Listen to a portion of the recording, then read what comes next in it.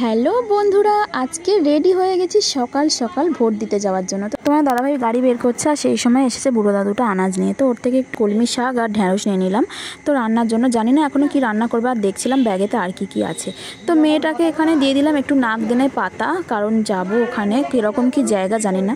তো এখানে দেখো মাঝখানে একটা বুথ স্লিপটা এখানে দেখাতে হয়, এখান থেকে কেটে দেয়, তোমরা তো জানো সবাই।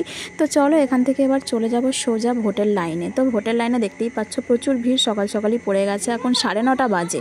তো ওইদিকে একটা লাইন পড়েছে 96 আর এদিকে 95।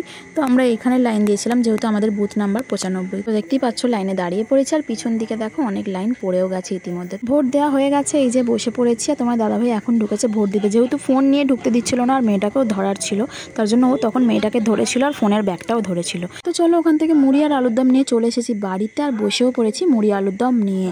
তো দুটো দিয়েছিল, আর দুটোই দুজনে নিয়ে বসে পড়েছি, মেয়েটাকেও দিয়েছি। তো চলো তাহলে আজকের মতো টাটা, দেখা হচ্ছে পরের ব্লগে।